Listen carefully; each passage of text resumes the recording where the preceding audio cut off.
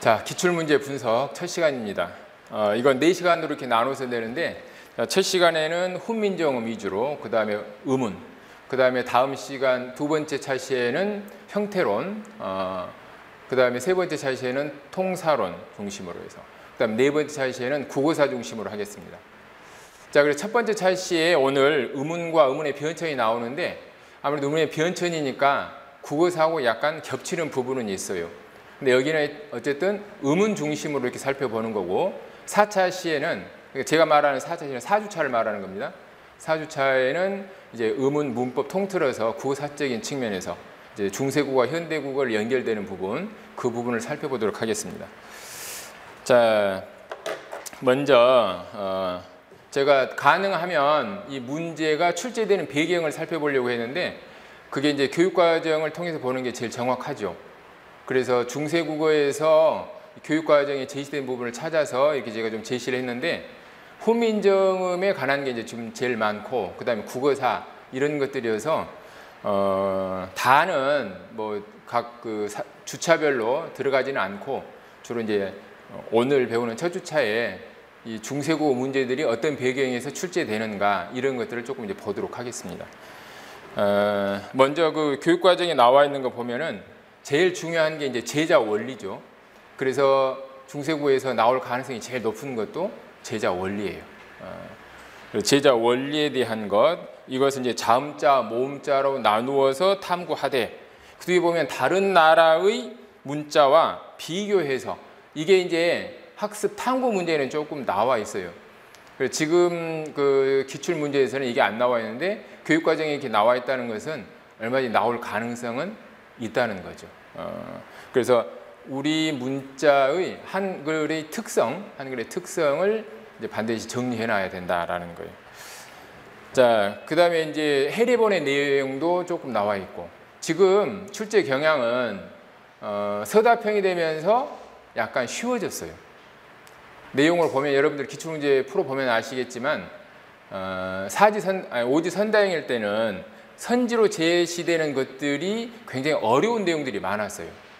그런데 서답형은 그런 깊은 내용을 물어보기가 좀 어려우니까 조금 쉬워졌거든요.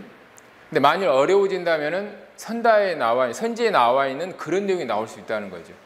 그래서 제가 이렇게 분석할 때는 조금 어렵다 싶어도 선지를 하나하나 다 분석을 했어요.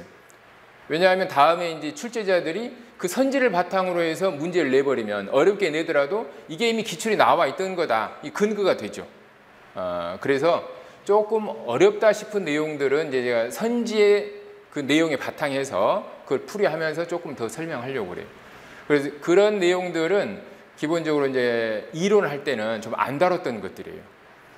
그래서 기본 이론서를 쭉 공부하는 강의하고, 그 다음에 기출문제를 푸는 이 강의하고 약간 다른 점은 아주 기본적인 내용들, 우리가 이제 중세국어, 현대국어 하면서 반드시 공부해야 할 그런 내용들을 기본 시간에는, 이론 시간에는 다룬다면, 이 시간에는 그런 것들을 안 다룰 수도 있어요. 문제에 출제 안 된 것들은. 그래서 문제 출제된 것 중심으로 이렇게 제가 설명을 하고, 그 다음에 조금 심화시키는 것은 이런 문제가 나왔으니까 가능성이 있는 것은 이런 거다, 이 정도만 제가 심화해서 할 거예요. 그러니까 전 영역을 다 다뤄주지는 못하는 거죠. 대신 그 선지에 나와 있는 것은 이것은 너무 어려운 부분인데 라는 것도 제가 설명을 한다는 거죠. 이제 그런 것들을 통해서 혹시 출제자가 관심을 갖고 낼 수 있는 분야가 이런 것도 있다, 이런 것을 제가 이야기하기 위해서 그런 겁니다. 자, 그러면은 97년 6번 문제부터 보겠습니다. 제가 이제 가능한 한 가장 오래된 것부터 모든 문제들을 다 뽑아내려고 노력을 했어요. 그래서 저하고 이 기출문제를 풀게 되면 지금까지 나온 문제들은 전부 다 내가 한번 다뤄본다. 그리고 나올 가능성이 있는 영역도 내가 한번 다 예측할 수 있다. 이런 느낌을 좀 가질 수 있게 제가 어쨌든 한 문제도 빠지지 않으려고 노력을 했어요. 자, 첫 번째 문제 보면은 훈민정음 초성 17자, 17자의 체계를 도표로 그리고 제자 원리에 대해서라. 어떻게 문제를 보니까 굉장히 투박한 느낌이죠. 1997년 그러면은 이제 막 임용고시가 시작되던 시기예요. 그때 출제자들은 굉장히 좋았을 거예요. 어떤 문제를 내도 다 문제가 될 수 있으니까. 그러니까 이 문제 하나 가지고도 얼마든지 새로운 문제들을 많이 만들어낼 수 있죠. 지금 여기서 요구하는 게 17장의 체계를 도표로 그리고 그 다음에 제자 원리에 대해서 써라 이런 거죠. 그러면은 일단 도표는 무조건 그릴 줄 알아야 되죠. 자, 그 예상 답안을 제가 했는데 지금 여러분들은 오늘은 이 시간이 안 되지만 앞으로 책이 나가면은 미리 해설을 보기 전에 답을 한번 작성을 해보세요. 지금 인강 듣는 분들도 이 문제를 풀기 전에 잠깐 멈추고 도표를 한번 그려보세요. 그려보고 내가 그린 게 정확하게 순서에 맞는가, 그리고 빠진 게 없는가 한번 살펴보세요. 자, 우리가 대략적으로 이제 그리면서 해봅시다. 도표를 그리려면은 일단 기준이 있어야 되겠죠. 우리가 의문을 분류할 때 가장 큰 두 가지 기준이 뭡니까? 좀, 위치, 좀, 방법이죠. 자, 그래서 우리가 아설, 순, 치, 후 이렇게 나가는 것은 좀 방법이죠. 좋은 방법. 여기 대답이 없어요. 위치죠. 자, 좀 위치. 그래서 아, 설, 순, 치, 후. 그 다음에 반설, 반치. 지금 어떤 방식으로 그리냐에 따라서 이게 다 달라질 수 있어요. 자, 이것은 좋은 방법으로 볼 수가 있죠. 그래서 좋은 방법은 전청, 차청, 불청, 불탁. 자, 왜 이렇게 그리냐면 우리가 일반적으로 알고 있는 이 세 가지에서 하나가 더 들어가야 될 게 있죠. 뭐예요? 전탁이죠. 전탁. 전탁은 여기서 빼야 돼요. 왜 빼야 되죠? 기본 17자가 아니니까. 근데 전탁을 넣으면 다 해서 몇 글자가 되죠? 자, 이건 17자고 전탁을 넣으면 16자가 더해져서 23자가 되죠.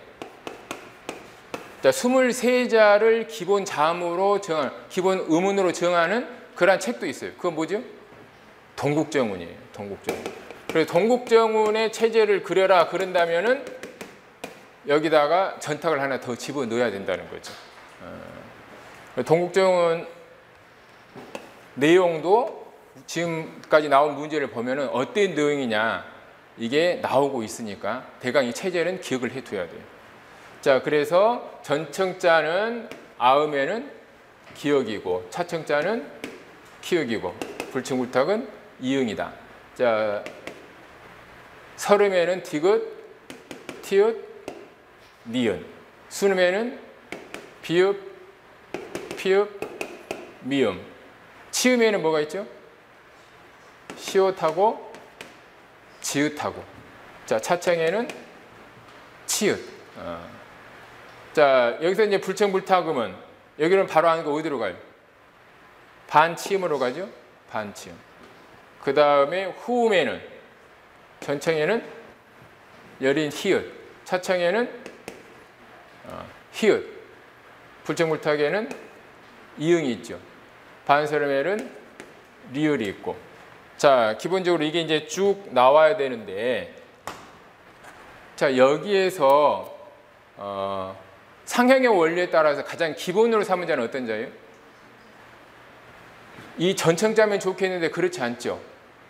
자, 전청자는 기본이 기역이고, 설음은 불청불탁음 니은이죠. 자, 순음에는 미음이고, 치음에는 시옷이고, 후음에는 이응이죠. 자, 이 5개. 5개. 왜 이 5개를 기본으로 삼았는가? 제일 부드러운하니까, 약한 소리니까. 자, 그래서 이렇게 그릴 줄 알아야 되고 기본자를 그 상형 원리에 따라서 5개로 구별할 수 있어야 돼요. 자, 이렇게 구별한 다음에 제자 원리에 따라서, 자, 제자 원리는 크게 두 가지죠. 상형과 가획. 조금 더 들어가면은 이 외에도 붙여서 합쳐서 만든 글자들도 있죠. 비읍순경음이나 전탁 글자들 같은 경우는 합쳤죠. 근데 일단 원리를 따지면은 자음은 상형과 가획이죠. 자, 그래서 무엇을 본떴는가? 무엇을 본떴죠? 조음, 기관을 본떴죠. 조음, 기관, 발음하는 기관. 자, 발음할 때 어떻게 소리 나는가? 기본적으로 이 나오는 소리들은 다 기억을 해야 돼요. 자, 기억은 무엇을 본떴어요? 설근, 폐후, 지형. 자, 한자로 쓰면 시간이 걸리니까 여러분들은 그냥 한자로 한번 써보세요. 자, 혀뿌리가 목구멍을 막는 모양. 자, 그 다음에 니은은 혀끝이 잇몸에 닿는 모양. 설부, 상악지형. 자,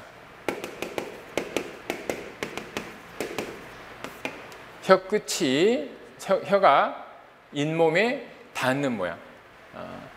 자, 그 다음에 미음은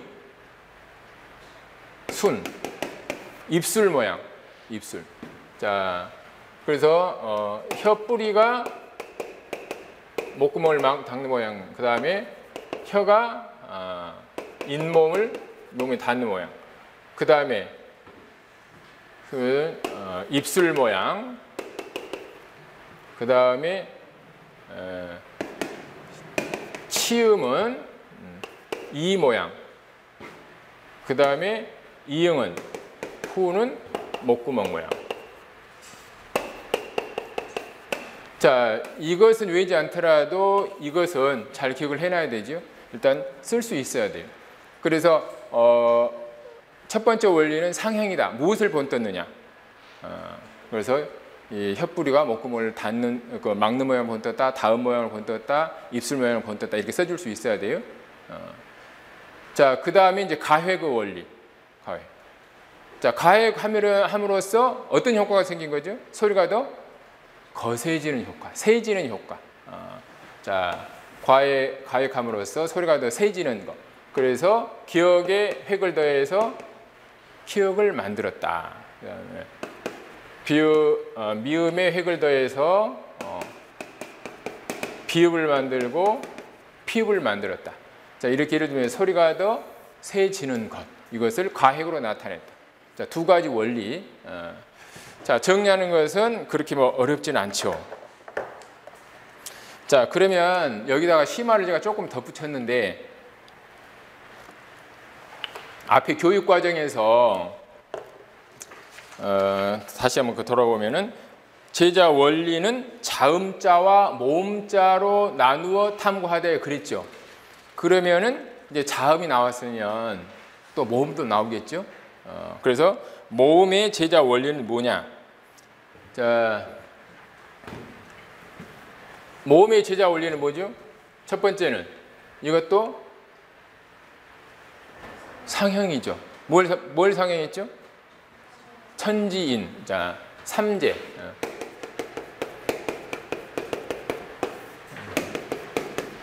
천지인 삼재를 상형했다. 그 다음에 자음과 다르게 이건 가획이 아니라 둘을 합했죠. 합용. 자, 그래서 이 상형과 합용 또는 뭐 합성의 원리라고 할 수가 있어요. 자, 그래서 이 세 가지가 무엇을 본떴는지는 뭐 우리 잘 알고 있는 거니까 하늘을 본떴고 땅을 본떴고 사람을 본떴다. 그 다음에 여기서 이제 초출자와 제출자. 초출자, 제출자. 오, 아, 우, 어, 요, 야, 유, 여 해서 모두 다 이제 11자라는 거, 이걸 기억을 해야 돼요. 그 다음에 이제 더 많이 나와 있는 글자들, 그 밑에 보면은 두 겹 글자, 세 겹 글자가 있죠. 자, 이 두 겹 글자, 세 겹 글자 중에서는 이제 우리가 안 쓰는 것들도 이 중세에서 안 보이던 글자들도 있죠. 야, 유어 같은 거. 그러니까 이런 것들은 실제로 안 쓰는 거니까 그다지 뭐 중요하지는 않죠. 이거 하고 그 다음에 여기다가 이를 또 붙이는 거 쓰기도 어려워요. 자, 이런 글자 빼고 이제 이 두 겹 글자와 세 겹 중성 글자가 있었다. 자, 두 겹 글자는 이 제출자에다 전부 다 이 글자들 초출자와 제출자 합친 거고, 그 다음에 제출자에다가 이 몸을 붙인 거고, 이런 거죠.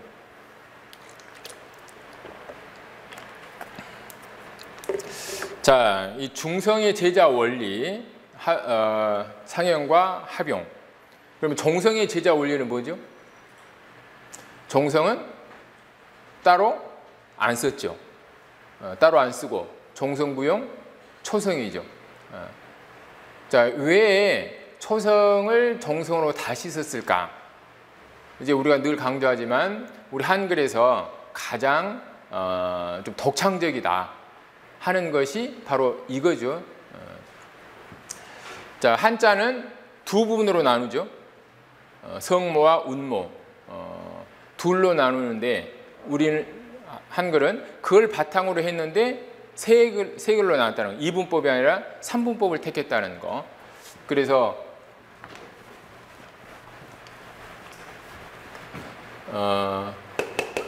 성과 운으로 이렇게 자모, 운모 또 이렇게 나누는데 하여튼 성과 운으로 이렇게 나누어서 초성과 중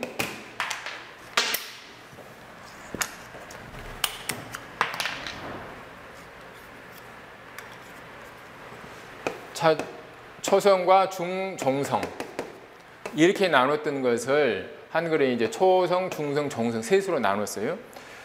그런데 이렇게 나누기도 어렵고 그 다음에 이 초성을 종성과 같이 보는 것도 굉장히 어려운 거예요. 자, 초성과 종성의 가장 큰 차이점은 뭐죠? 초성은 외파가 되지만 종성은 내파가 안 된다는 거죠. 자, 그래서 똑같은 기역이지만 각하면 기역과 아와 기역. 그래서 가 할 때 이 기역은 터지죠. 외파가 되는 거죠. 그래서 인식하기가 굉장히 쉬워요. 그런데 각 하면은 이것은 내파돼 버리는 거니까 이 소리와 이 소리를 같이 보기는 굉장히 어렵죠. 그래서 만일 세종이 이 소리하고 이 소리를 서로 다른 소리로 구별했다면, 그래서 이 종성에 대한 글자를 따로 만들어냈다면, 그러니까 뭐 각했는데 이것은 기역을 쓰고 이것은 뭐 이상하게 뭐 여기다 뭐 이런 걸 하나 붙인 걸 써버렸다. 그러면은 한글이 지금까지 존재하지 못했겠죠. 글자 수가 너무 많아져 버리니까. 그런데 이것들이 서로 소리가 다름에도 불구하고 소리는 다르지만 하나의 음운이라는 것, 이것을 인식했기 때문에 한글이 정확한 글자가 될 수 있었던 거죠. 자, 그러면 이 원리를 세종은 어디서 가져왔을까? 초성이 다시 종성이 되고 종성이 또다시 초성이 된다. 자, 이렇게 되면 각 그러면은 종성이지만 이것이 만일 아 이렇게 되면 가 이렇게 되면서 종성인 기역이 다시 초성이 돼 버리죠. 이 원리를 어디서 가져왔을까요? 당시의 성리학에서 갖고 왔어요. 그래서 세종이 가장 이 한글을 만들 때 많이 참고했던 책이 당대에 나온 성리대전이었어요. 성리학에 관한 이론들. 그래서 성리학에서는 우리가 잘 알다시피 애초에 분리되지 않는 하나의 기가 하나가 있었고, 이 하나가 나눠지면서 음과 양으로 나누고, 음과 양이 다시 오행으로 나누는 거죠. 그래서 이 음양 오행설이 이 성령에서부터 이렇게 나오는 건데, 이 성리대전에서 보면은 이 하늘, 건은 음과 양을 다 만드는 거다. 그래서 이게 순환하는 거다. 그래서 그것을 원형 이정이라고 그래요. 맨 끝이 이 원이에요. 이거 기억하기 좋아요. 내 이름의 원자가 이 원자니까. 이 원이 흔히 으뜸 원 그러는데, 으뜸 1등이다 이런 의미가 아니고 맨 처음 시작이다, 시원이다 이런 말이에요. 그래서 나는 이걸 조금 알게 되면서부터 왜 이름에 내 이름이 붙었지? 이 원자가 붙었지? 내 이름이 이제 여러분 나다시피 이거죠. 그런데 이것은 돌림자니까 의미가 없어요. 이것만 내 이름인데, 이 이름을 내 외증조 할아버지가 지어줬어요. 그래서 우리 어머니가 외가에 가서 나를 이렇게 낳았는데, 그 외할아버지가 당대 그 시골에서는 가장 학문을 많이 한 사람이었대요. 이분이 86에 돌아가셨는데, 돌아가시기 전에 밖에 나갔다가 딱 들어오시다가 그 여자들이 집안에서 모여서 일하고 있으니까 나 이따 3시에 갈란다 그러셨대요. 그래서 다 아이고 저 할아버지 노망 났네 이랬는데, 점심 드시고 딱 3시에 누워서 가셨대요. 그러니까 이쪽에 꽤 더 도회가 깊지 않나 싶어요, 저회가. 그런데 이분이 제 이름을 이것을 지어줬다고 그래요. 왜 지어줬을까 아주 궁금을 해요. 근데 이게 맨 처음 시작이에요. 그래서 계절로 따지면 봄이죠. 봄이에요. 맨 처음 시작이고, 그 다음에 여름이에요. 그 다음에 가을이에요. 그 다음에 겨울이에요. 그래서 원형 이정으로 이게 쭉쭉 돌아서 정이 다시 원이 되는 거다. 순환하는 거다. 그래서 이 원리를 세종대왕은 한글을 만들면서 계속 적용을 시켰다는 거죠. 근데 잘 맞아 들어가는 거죠. 원형 이정의 원리에 따라서 종성은 초성을 다시 쓰는 거다. 그때 새로 만들 필요가 없다. 이런 거예요. 자, 그러면 두 번째 이제 보겠습니다. 바로 이제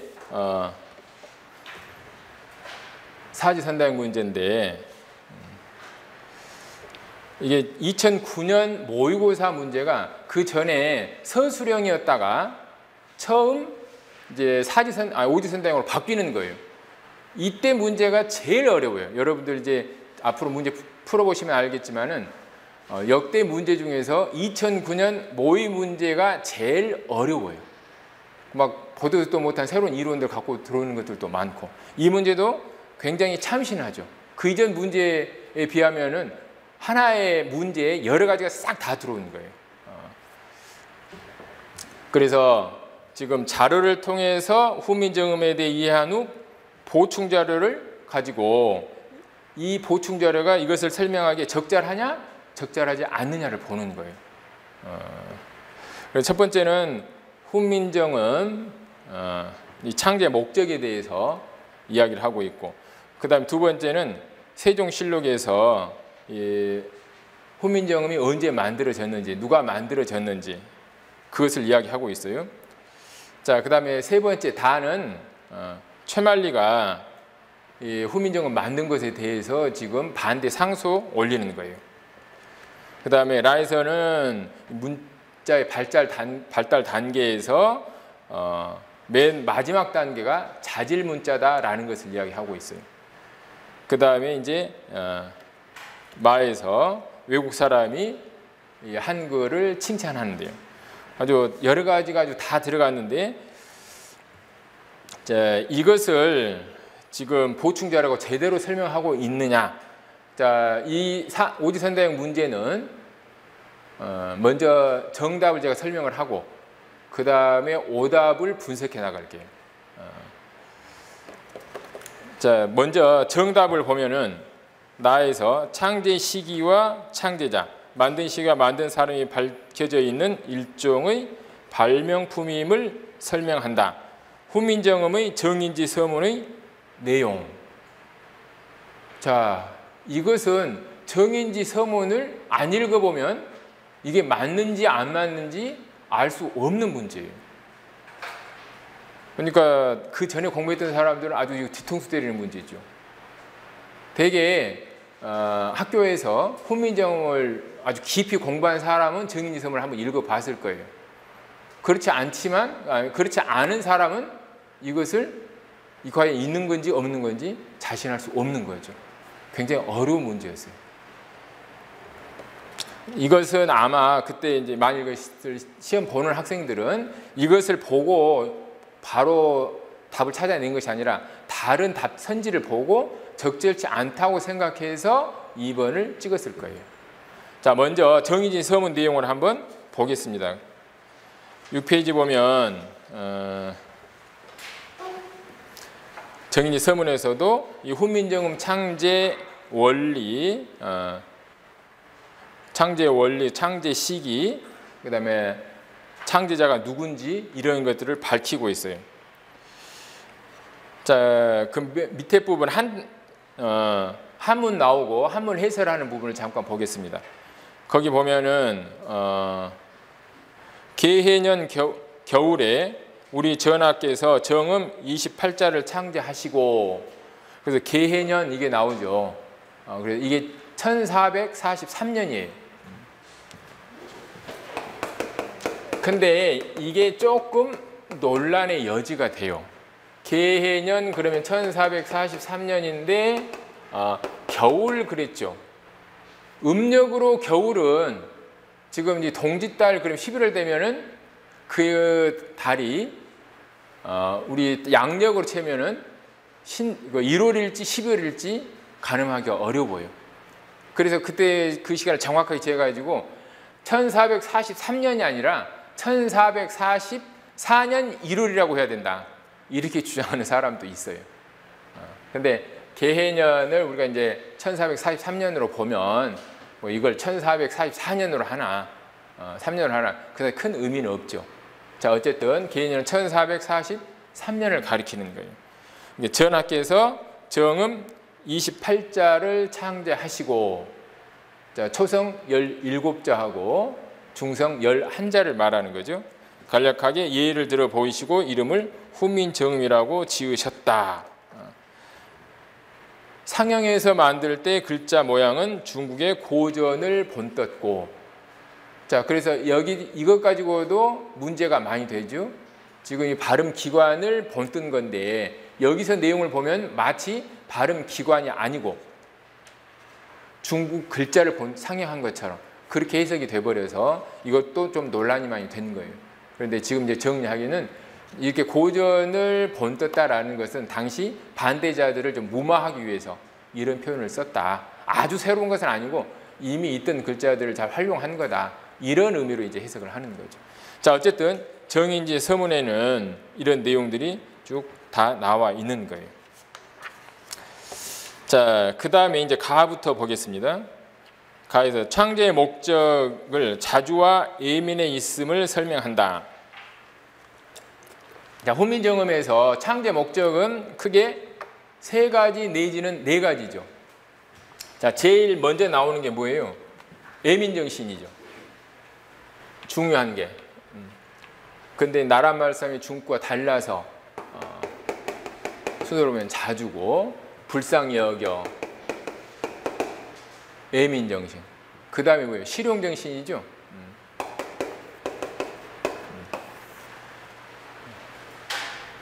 자, 그 다음에 새로 만든다, 뭐, 그럼 여기다 뭐 창조, 뭐 이런 걸 집어넣는데 크게는 자주, 예민, 실용이에요. 자, 그런데 동국정운 등의 운서를 편찬한 사실. 자, 이 사실은 지금 자주와 예민을 이야기했는데 자주 예민이 아니고 실용이죠. 동국정운은 실제적인 필요에 의해서 만든 거예요. 과연 그런데 이게 누구의 실용인지는 조금 논란이 되죠. 백성들에게는 그다지 도움이 안 되는 건데 세종에게는 아주 실용적인 거죠. 한자음을 정리한 거죠. 자, 거기 7페이지 가면 동국정운 서문 보겠습니다. 동국정원 서문 보면은 이 소리라고 하는 것이 각 지역에 따라 다르다. 발음하는 것이 지역과 기후에 따라 다르다. 좀 그럴듯하죠. 똑같은 말도 이 서울말, 충청도, 전라도, 경상도 이게 다 다르죠. 지역에 따라서. 영어도 그러죠. 영어도 우리나라 사람이 쓰는 영어하고 미국 사람이 쓰는 영어, 중국 사람이 쓰는 영어. 중국 사람이 쓰는 영어 들어보면 거의 막 중국어 필 나죠. I am a boy. 막 이런 식으로 가죠. 경상도 사람들이 영어 쓰면 경상도식으로 막 영어 해버리죠. 조금씩은 막 들어가요. 자, 그러니까 지역과 기후에 따라서 이게 다르다. 그런데 이제 세종대왕은 음에 굉장히 민감한 사람이었어요. 그래서 음악을 할 때 음악도 이제 아학을 정리했죠. 음이 편경해서 음이 약간만 틀려도 그것을 못 견디고 지적을 해요. 거기 어디가 틀렸더라. 음악하는 사람도 다 몰라요. 음악하는 사람도 다 모르는데 세종은 그것을 지적해내요. 그래서 박연이 그 편경을 만들어가지고 딱 시연을 했는데 어느 부분에 어느 음이 틀렸어. 그래서 조사를 해보니까 그 위에 글씨를 썼는데 글씨가 약간 덜 말라가지고 덜 말라서 음이 제대로 안 난 것을 세종이 지적을 했다는 거예요. 이렇게 예민한 사람이 중국 한자음은 이래야 된다. 이렇게 발음한다. 자기 알고 있는데 다르게 발음하는 것을 견디지를 못하는 거죠. 그래서 가능한 중국음에 가깝게 하자 해서 만든 것이 동국정원이죠. 자, 그래서 이 동국정원을 만든 것은 조선의 한자음을 최대한 중국음에 가깝게 하도록 하기 위해서 만든 거니까 이것은 실용정신이다. 자, 그 다음에 세 번째 보면은 창제 과정의 어려움이 있음을 설명한다. 여기서 어려움은 당시의 그런 신하들이 막 반대를 한 거죠. 절대 안 됩니다. 막 이랬으니까. 보충자료로 용비어천가 등은 언해자료, 편찬사실. 이것은 어려움을 이야기한 게 아니죠. 구태여 넣은 다음에 어디에 넣어야 될까요? 실용정신에 넣어야 되죠. 실용적인 그런 목적을 가지고 만들었다. 자, 이건 이제 용비어천가는 다음에 우리가 또 하겠지만 용비어천가를 만든 것은 조선의 건국의 정당성을 천명하는 거고 그 다음에 훈민정음을 한번 시험해보려는 의도도 있었고 그 다음에 후대 왕에 대해서 권계하는 그런 의도도 있었고 그러니까 이것은 실용적인 거예요. 만일 다처럼 어려움이 있었음을 설명한다 그러면은 이런 반대 그 다음에 이 훈민정음을 만드는 데 있어서 여러 가지 그 어려운 것들 이런 것들을 이야기를 해야 되겠죠. 그래서 이 훈민정음을 만들기 전에 세종대왕은 아까 말한 거 성리대전 같은 거 이 책을 중국에서 갖고 와가지고 집현전 학사들한테 싹 읽게 했다 그래요. 그래서 그 배경 지식을 갖게 하고 자꾸 경연을 열어서 같이 토론하고 그랬다 그러죠. 자, 그 다음에 네 번째 보면은 문자 분류상의 특징, 문자 분류상 가장 앞선 자질 문자임을 설명한다. 자, 여기에서 훈민정음의 종성부용, 초성 이것을 집어넣는 게 아니라 뭘 집어넣어야 될까요? 가획을 집어넣어야 되겠죠. 가획의 원리. 자, 가획의 원리 때문에 우리 글자가 자질 문자가 되는 거죠. 바로 그 뒤에 이제 보면은 마에서 한글의 우성이 다른 나라 학자들에 의해서도 인정되었음을 설명한다 해서 훈몽자회의 언문자모의 설명. 자, 언문자모를 설명하기 전에 간단하게 네 번째하고도 연결되는 거, 자질 문자하고도 연결되는 거 외국 학자들의 평가를 보도록 하겠습니다. 그쪽으로 가면은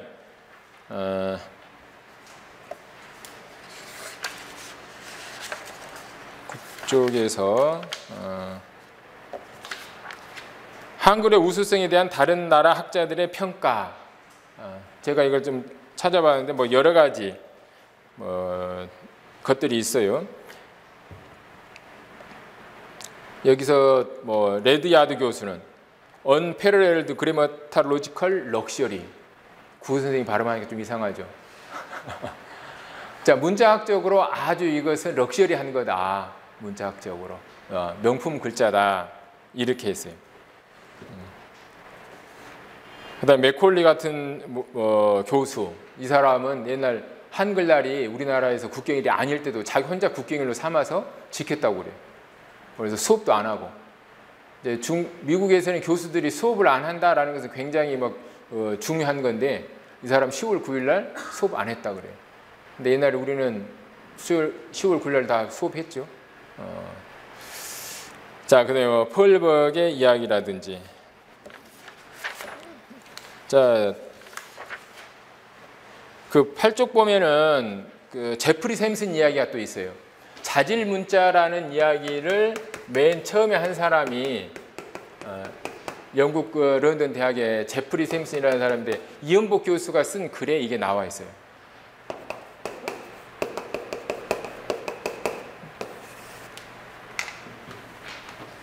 그러니까 그 이전에는 우리가 글자를 분류할 때 표의 문자하고 표음 문자 이 정도 구별하고, 표 문자에는 음절 문자가 있고 음소 문자 이 정도죠.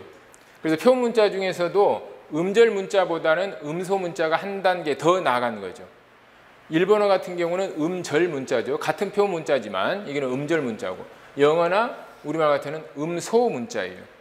자, 그런데 같은 음소 문자인데도 영어하고 우리말하고 다른 점은, 우리말은 자질 문자라는 거죠. 왜 자질 문자냐? 아까 말한 대로 획을 하나 더 할 때마다 음상이 달라지죠. 그저 더해지는 것이 아니라 달라지면은 뭔가 성질도 달라진다. 자, 이런 특성을 가지고 있는 문자는 지구상에 한글밖에 없다. 그래서 이세민선이 자질 문자라는 특성을 하나 더 추가했다라는 거죠. 자, 그러니까 우리도 물론 국어 선생이니까 한글이 최고야 라고 말하지만, 우리나라 일반 사람들이 알고 있는 것보다 외국 학자들이 더 잘 알아준다는 거죠. 자, 그러니까 여기에서 외국 학자들이 인정한다 그러면은 뭐 제프리 샘슨 이야기나 아까 뭐 맥컬리 이야기나 이런 사람들의 이야기를 더 써줘야 되겠죠. 훈몽자외의 이야기가 들어가서는 안 된다는 거죠. 자, 그런데 훈몽자의 어문자모가 나왔으니까 어문자모에 대한 이야기도 여러분들이 조금은 기억을 해둬야 돼요. 자, 이건 이제 심화에서 조금 오답 분석 부분인데, 훈몽자외 해설 부분 9페이지 보도록 하겠습니다.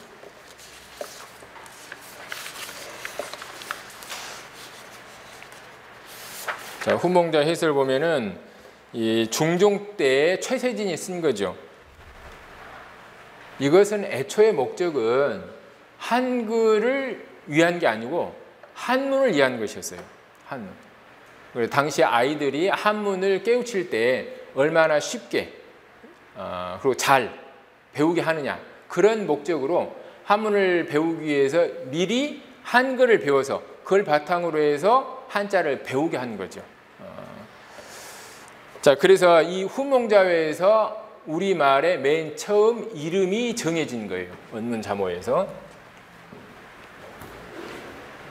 그래서 우리가 왜 기역, 니은, 디귿, 리을, 미음 이렇게 갈 때 이게 차이가 나는가? 자, 우리는 기역, 니은, 디귿 이렇게 가죠. 자, 북한은 이거 어떻게 하죠? 북한은 기, 윽 그래요. 니은, 디, 읒, 그 다음에 시, 옷. 자, 그러는데 북한은 시, 으시예요. 자, 왜 이런 차이가 생겼을까요? 북한은 뭘 중요시해요? 평등을 중요시하죠. 얘들만 잘난 체하는 꼴을 볼 수가 없어요. 왜 다 우리는 으신데 니는 그시고 옷이냐, 이렇게 싸우죠. 몰라도 얘네들끼리 막 싸울 것 같아. 자, 평등해야 돼요. 근데 우리나라는, 남한은 왜 평등을 택하지 않고 그 옷 이랬을까요? 시발자가 여기 아닌데 맨 처음 시작이 최세진이에요. 최세진이 이렇게 쓴 이유가 있어요. 왜 그랬을까요? 한자에서는 읍자를 찾기가 어려웠겠죠. 자, 여기서 이 기는 초성에 쓰이는 거고 여기의 기역은 종성에 쓰이는 거예요. 니은 이것은 초성에 쓰이는 거, 종성에 쓰이는 거. 그 다음에 초성에 쓰이는 거, 종성에 쓰이는 거. 그런데 이 종성에 쓰이는 디귿은 으스로는 찾을 수가 없거든. 으이 없죠.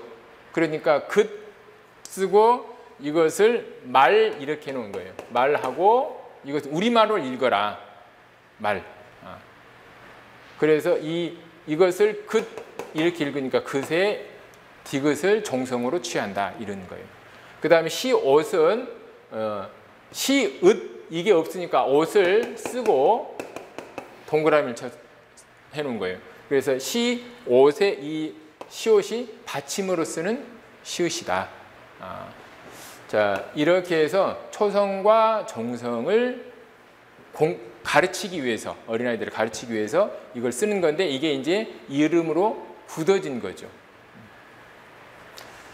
자, 그 다음에 이제 이런 것들이 초성과 종성으로 다 쓰일 수 있는 거지만 종성으로 쓸 수 없는 것들이 있죠. 그게 뭐예요? 키읔이죠. 키읔 같은 거. 그러니까 이것은 따로 글자를 두 번째 글자를 쓸 필요가 없어요. 뭔만 들어가요? 초성만 들어가요. 그래서 이 기자 같은 경우 이것도 동그라미를 쳐놨죠. 이것은 이 키를 갖다가 키읔을 한자에서 찾기가 어려워요. 그러니까 이것을 동그라미 쳐놓은 우리말로 읽으라는 거예요. 이건 기지만 우리말로 읽으면 키예요, 키. 옛날 시골에서 뭐 이 쌀 같은 거 이런 고를 때 키질 하죠. 옛날 애들 그 오줌 싸고 그러면 머리다 씌워가지고 소금 얻어오게 하는 거, 그 머리에 쓰는 거 있죠. 그 키를 가리키는 거예요. 자, 그 키를 동그라미를 쳐가지고 우리말로 읽었을 때 맨 처음 나오는 글자, 그것이 키읔이다 이런 거예요. 그러니까 뒷부분에는 전부 다 초성만 쓰는 거예요. 그래서 여기에 쓰는 것을 초성, 종성, 통용, 팔자 그러죠. 그 다음에 키, 티 이렇게 나가는 것은 초성, 독용, 팔자예요. 초성에만 쓰이는 글자다 이런 이야기예요. 초종성, 통용, 팔자, 초성, 독용, 팔자. 이것을 규정해 놓는 것이 이 훈몽자회예요. 그래서 여기에서 이제 지금 우리말에 대한 우리말 글자에 대한 명명이 훈몽자회에서 시작됐다라는 거죠. 알겠죠?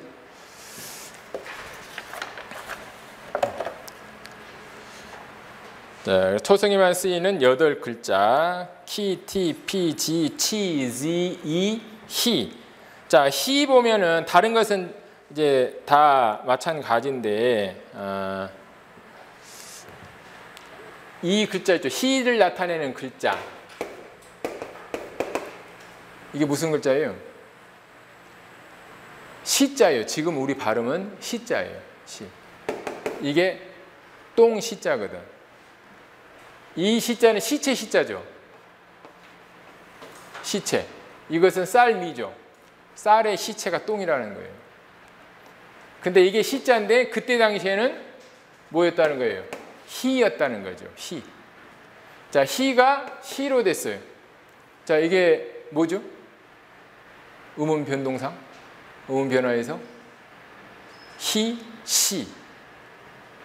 이건 답이 나와야 되는데 이거 안 하면은 음운은 좀 덜 하는 건데.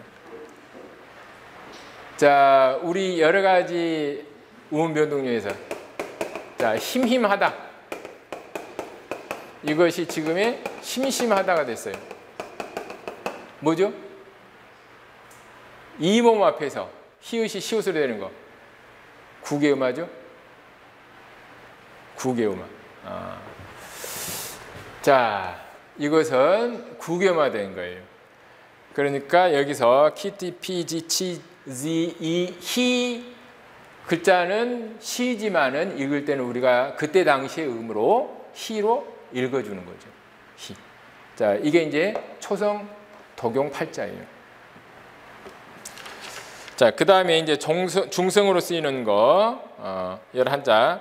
아야, 어여, 오요, 으, 이. 자, 우리말은 지금 기본자가 10자죠. 그때는 아야, 어여, 오요, 으, 이에서 뭐가 하나 더 들어갔어요? 아야가 하나 더 들어가서 11자. 11자.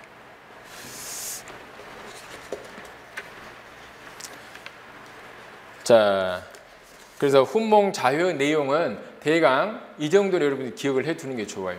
여기에서 지금 현대 우리말 자모의 이름이 시작됐다. 기역, 디귿, 시옷이라고 발음하는 이유가 훈몽 자효에 있다.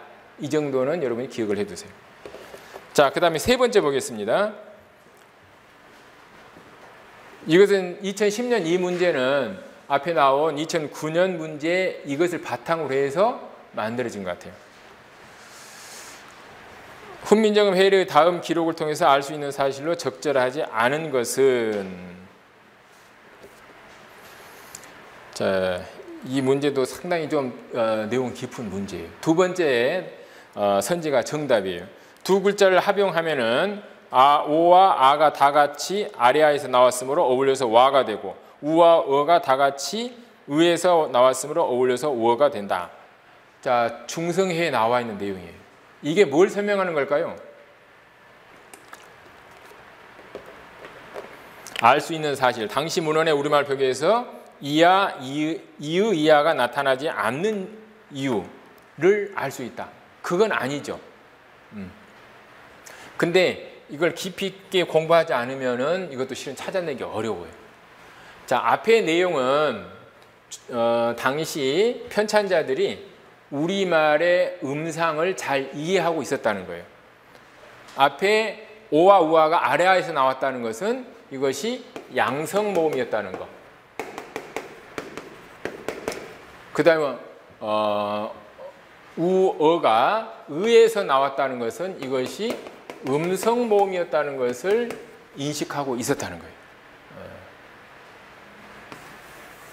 그래서 이 모음조화에 대한 이해, 양성모음과 음성모음에 대한 이해가 있었다라는 것을 말해주는 건데, 지금 이 으나 이 아 같은 경우는 이것이 방언에 존재했다는 거예요. 방언. 그러니까 다른 글자들 뭐 요, 야, 유, 여 이런 글자들은 당시 이 서울말에 표준어로 삼을 수 있는 서울말에 존재를 했지만 이야, 이의 같은 경우는 존재하긴 했지만 서울이 아니고 방언이거나 어린 아이들이 쓰고 있는 거기 때문에 이것들은 음소의 자격을 주기 어렵다라는 거죠. 많이 쓰고 있는 글자가 아니니까, 그 의문이 아니니까. 자, 그래서 앞에 이제 2번 기록이 나와 있는 것하고 앞에 기록하고는 상당히 차이가 많다는 거예요. 자, 그 다음에 1번부터 보겠습니다. 아음의 이응만은 비록 혓부리가 목구멍을 닫아서 소리의 기운이 코로 나오지만은 이것은 아음이라는 거죠. 혓부리가 목구멍을 막은 모양, 닫은 모양. 소리가 이응과 비슷해서 의모와 유모가 많이 혼동돼 사용된다. 자, 이것은 이 꼭지 있는 이응이 왜 이 기역과 같지 않고 호음 이응과 같은가라는 것을 설명해 주는 거다, 이런 이야기죠. 자, 하는 소리는 비음이죠. 비음. 자, 이것은 목구멍 소리예요.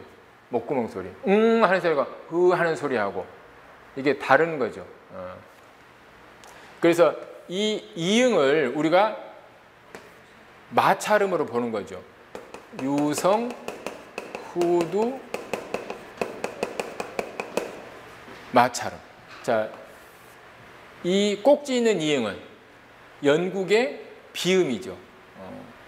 우리말로 하면은 연국의 비음. 자, 비음과 이 마찰음하고는 상당히 차이가 있죠. 그래서 이응하고 응 하는 소리하고 으 하는 소리하고는 차이가 있는데 이게 별 차이가 없다고 본 거죠. 근데 그 당시 보면은 이게 차이가 분명히 있었을 텐데 그 중국 운서들이 중국에서는 이게 막 섞여 있었어요. 그래서 여기서 의모하고 유모하고, 자, 의모는 꼭지 있는 이응을 가리키는 거예요. 그 다음에 유모는 꼭지 없는 이응을 가리키는 거예요. 중국 음에서는 이것들이 섞여서 쓰였어요. 근데 우리말은 이것을 섞였다고 보지 않아도 되는데 당시 글자를 만든 사람들이 너무 이제 중국 문학에 정통해가지고 얘네들 비슷하니까 이 이응만큼은 기억을 따라서 만들지 말고 그냥 얘 따라서 만들자 해서 같아졌다는 거죠. 운서의 영향이에요. 그래서 의모와 유모를 같이 봤으니까 그렇게 했다. 자, 그 다음에 세 번째 보면은 꼭지 있는 이응, 니은, 미음. 자, 이것의 공통점은 뭐예요? 불청, 불타금이죠. 불청, 불타금. 이것은 평성, 상성, 거성의 종성이 된다. 그러니까 지금 우리말로 하면은 이것들은 전부 다 유성음이에요. 유성음인 이것들은 전부 다 평성, 상성, 거성의 종성이 되고 나머지는 모두 입성이 된다. 그러려면 나머지는 모두 입성이 된다는 것은 이 불청, 불탁은 빼놓고는 전부 다 입성이 된다는 거예요. 그러면은 전청, 차청 이런 것들, 뭐 전타까지 다 불청, 불탁이에요. 자, 그러면 시옷은 입성이에요, 아니에요? 시옷 입성이죠. 왜냐하면 시옷은 불청불타금이 아니니까. 불청불타금이 아닌 글자들은 전부 다 입성이 된다 그래요. 그래서 우리가 일반적으로 알고 있는 그런 상식하고 약간 부딪혀 버려요. 자, 입성 그러면 빨리 끝 닫는 소리죠. 그러면은 우리말에서 입성이라고 할 수 있는 것은 기역과 디귿, 비읍이에요. 이것들은 폐쇄음이죠. 폐쇄음이니까 빨리 끝 닫죠. 이것은 입성. 자, 그런데 시옷은 어때요? 이건 마찰음이죠. 빨리 끝 닫지 않죠. 중세 때도 디귿과 시옷이 좀 구별이 됐죠. 그러니까 얘들이 입성이라면 얘는 입성이 아니겠네 라고 판단해야 정상이에요. 근데 입성으로 봐야 된다는 거죠. 왜냐하면 여기에서 종성해에서 시옷은 입성이라고 말하고 있으니까. 불청, 불타금을 뺀 글자들은 다 입성이다. 자, 그렇게 기억을 해야 돼요. 자, 그래서 당시 문헌에서 사마띠가 사마띠로 밑과가 밑과로 표기된 이유. 자, 이 8글자 지금 여기서는 이제 8종성을 이야기하고 있는 거죠. 8종성. 그러니까 이 치읓이 시옷이 되고 티읕이 디귿이 되는 것은 8종성에 따른 거니까 적절한 이해가 되겠죠. 자, 그 다음에 4번 보면 반예술인 리을은 마땅히 우리말의 종성이나 쓰지 한자의 종성에는 쓸 수 없다. 그래서 별자는 디귿이 돼야 마땅한데 우리는 습관적으로 리을로 발음하고 있다. 자, 그래서 이 리을을 디귿에 가깝게 보충해 주는 것, 이걸 뭐라 그래요? 이형 보례라 그러죠. 자, 이 디귿으로 발음해야 되는데 리을로 발음하고 있다. 그러니까 여기에다가 여린 히읗을 붙여가지고 빨리 끝 닫게 해서 디귿으로 만든다. 이것이 이형 보례예요. 자, 영모로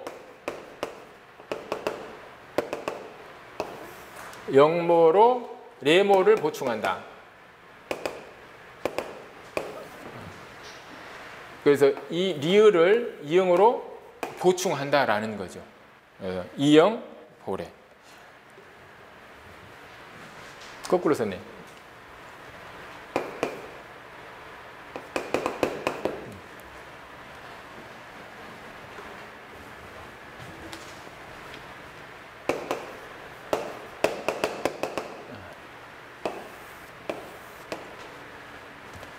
자, 이 동국정운식 한자음. 동국정운식 한자음은 크게 세 가지로 이렇게 나눌 수 있죠. 그 뒤에 보면은 우리말에는 사용하지 않는 글자들을 사용한 거. 대표적인 게 뭐예요? 여린 히읗은 우리말 기본 자모에 들어가죠. 근데 우리말에는 안 썼죠. 주로 동국정운식에 쓰고 우리말 쓸 때는 대개 이제 뭐 사이소리 이런 것으로 쓴 거죠. 이거 잘 안 쓰는 거고 뭐 미음, 순경음이나 그 다음에 이 전탁자들 쌍격이나 쌍디귿 이런 것들도 우리말에는 잘 안 썼어요. 주로 동국정운식에 쓴 거예요. 그 다음에 또 하나 특징이 뭐냐면은 동국정운은 이 초성, 중성, 종성을 잘 갖춰서 썼다는 거죠. 그래서 받침 글자가 소리 나지 않아도 뭘 붙였어요? 이응을 붙여서 만들었죠. 초성, 중성, 종성을 잘 갖춰서 쓰려고 했다. 그 다음에 또 하나 특징이 이영보래다. 중국음에서는 디귿으로 소리 나는 것을 우리말에서 리을로 발음하고 있으니까 우리말에서 리을로 발음하고 있는 한자들은 전부 다 중국음은 다 디귿이에요. 그러니까 디귿음에 가깝게 표현하도록 하기 위해서 레모로 영모를 보충했다. 아니, 영모로 레모를 보충했다. 자, 그 다음에 다섯 번째 보면은 한자와 한글을 섞어 쓸 경우에는 한글의 중성자나 중성자를 보충하는 일이 있다. 예를 보면은 시조이, 서수가지 이런 것들은 전부 다 이제 보충하는 거죠. 그러니까 서수 같은 경우는 서수하고 시옷이 들어가면은 만약 우리말 같으면은 여기에다가 들어갈 거죠. 근데 한자니까 여기에다 집어넣지 않고 옆에다가 보충을 했다라는 거예요. 자, 우리말에서는 항상 이렇게 이제 글자를 갖추어서 쓰는 거, 성음법 이게 이제 한자 영향을 받아서 우리가 그렇게 초중성을 합쳐서 하나의 글자로 만든 거죠. 자, 이런 것들이 이제 한자를 표기할 때에도 이게 적용이 됐다라는 거예요.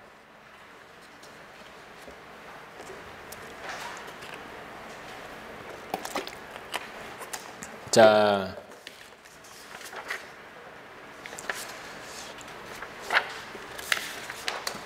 그 다음에 그 4번 2012년 22번 문제 보겠습니다.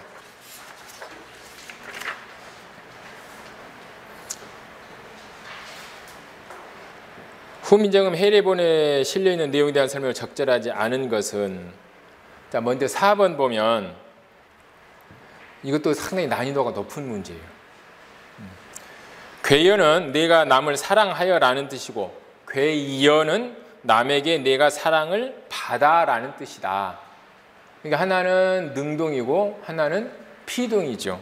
자, 이랬을 때 현대 구어와 달리 예사소리인 이응과 대인소리인 이응이 상관적 관계를 이룬 별개의 음소로 존재했음을 보여준다. 자, 이것은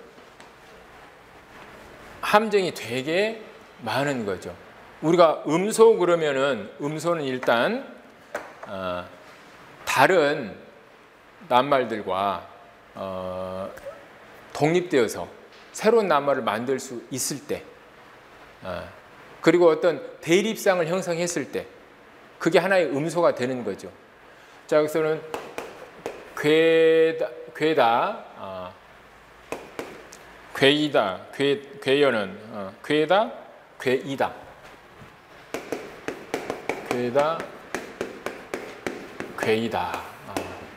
이 때문에 이게 달라지는 거죠. 여튼 괴다. 그래서 이 있는 것과 없는 것이 분명히 차이가 있는 것처럼 보여요. 괴다가 뭐 괴이다, 사랑하다, 뭐 괴이다, 사랑을 받다 이런 의미니까 이 이응 때문에 의미가 달라지니까 변별상을 형성하고 있는 것처럼 보이죠. 자, 그러면 음소 자격을 줘도 되지 않나요?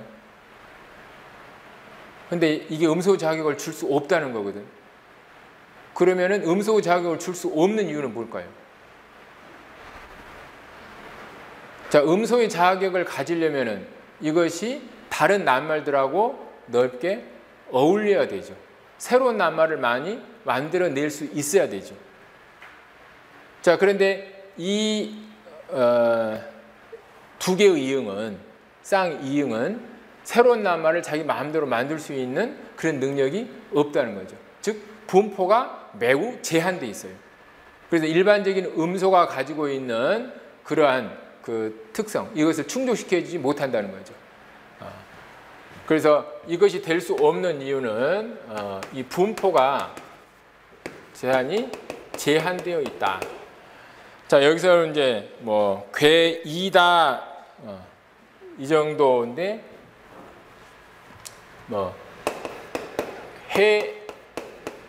해이다, 뭐 하게 하다 이런 낱말이에요. 해이다. 그 다음에 무이다, 미워하다 해서 무이다. 이렇게 몇 개의 글자에만 이것이 사용이 돼요. 그래서 새로운 낱말을 만들어내는 힘이 대단히 부족한다는 거죠. 그래서 다른 낱말들과 다 이게 최소 대립상을 형성하는 것이 아니고 만드는 것이 아니고 대단히 제한되어 있기 때문에 이것은 음소로 봐주기가 어렵다라는 거예요. 자, 맨 첫 번째 보면 자, 오답 분석 보겠습니다. 성음의 청탁으로 말할 것 같으면 기역, 디귿, 비읍, 시읒, 여린, 이웃은 전청이 되고 끝뜻 붙이는 차청이 되고 끝뜻부는 전탁이 되고 그 다음에 이응, 니은 이것은 불청, 불탁음이 된다. 자, 앞에서 이야기했죠. 초성은 17개라고 하면 여기에서 전탁자를 빼야 된다라는 거예요. 자, 그러니까 이것은 적절한 내용이죠.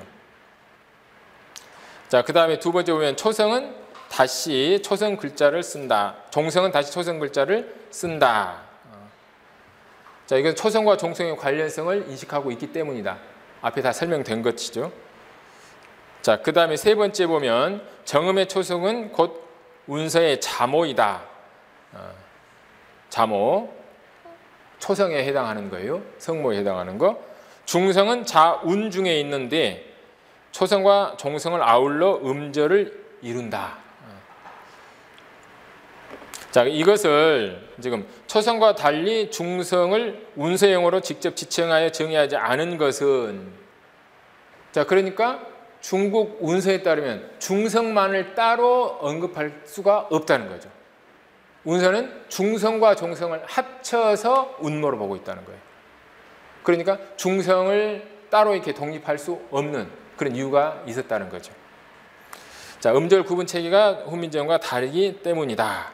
앞에서 이야기했지만 이렇게 둘로 나누었던 한자를 갖다가 이 운학을 이용해서 바탕이 되는 그런 음운 이론은 중국의 운학인데 그것을 바탕으로 해서 3분했다는 것, 3개로 나눴다는 것, 이게 매우 독창적이다. 그래서 자, 그 다음에 5번 보면 초성의 여린, 히읗과 이응은 서로 비슷해서 우리말에서 통용될 수 있다.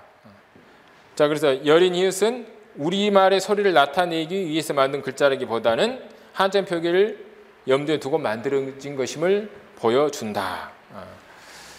자, 이 후음, 아까도 이야기했었죠. 여린, 히읗, 이응, 이것은 되게 글자가 비슷한데 엄밀히 따지면 음과는 차이가 있죠. 이것은 후도 파열음이에요. 그러니까 이것은 목구멍을 울리는 소리가 아니에요. 울리는 소리라면 어디로 들어가야 돼요? 불청, 불타금에 들어가야 되죠. 자, 이것은 유성, 후두, 마찰음이에요. 이 글자를 세종이 만들었다라는 것은 이 둘의 음가를 인식하고 있었다는 거예요. 그런데 우리말에서는 이것을 안 썼어요. 왜냐? 비슷하니까. 근데 한자로 보면 한자에는 분명히 이 음이 있었다는 거죠. 그래서 이 여린이을 설명할 때 읍자 초발성하니라 그랬어요. 읍자. 읍 하는 소리예요. 자, 이거 읍이 아니고 이렇게 쓰면은 읍 하는 소리예요. 자, 이걸 우리나라 지역에서 막 쓰고 있다 그랬죠. 어디서 쓴다 그랬어요? 경상도에서. 경상도에서는 음악 그러지 않고 뭐라 그래요? 이렇게 써요. 음악. 음악. 그리고 여러분들 뭐 어디 이렇게 딱 다쳐서 신음소리 낼 때 이러지 않죠. 난 어렸을 때 만화를 볼 때 이렇게 써놓으면은 내가 워낙 이제 만화를 좋아해서 만화로 글을 배웠는데 막 이 등장인물들이 막 싸우고 다치고 그러다가 이게 탁 쓰러지면 이래요. 신음소리를 내는데 나는 도저히 이게 신음같이 안 느껴지더라고. 무슨 신음을 이렇게 내지? 막 더 극렬하게 내야 될 것 같은데. 자, 여러분 신음소리 어떻게 내요? 하지 않죠? 이러죠. 자, 그러니까 그걸 제대로 하려면은 이렇게 해야 돼요. 이래야 되거든. 세종은 이것을 알고 있었다는 거죠. 너희들이 신음소리 낼 때는 여린 히읗을 쓰지만 이것을 여린 히읗을 써가지고 다 구별하게 하면은 너무 복잡할 거다. 이렇게 생각하고 여린 히읗을 안 쓴 거죠. 근데 한문에는, 한자에는 이것을 쓴 거예요. 세종 때문에 많이 편해진 거죠. 그러니까. 근데 실감은 안 나. 이 만화 신음소리 낼 때는 이렇게 좀 써줬으면 좋겠어요. 자, 그래서 이것은 한자 표기를 위해서 만든 거다. 자, 우리가 그렇게 정리할 수 있습니다. 자, 여기까지 해서 일단 훈민정음을 쭉 훑어봤고, 자, 다음 시간에 이제 음운 및 음운의 변천 보도록 하겠습니다.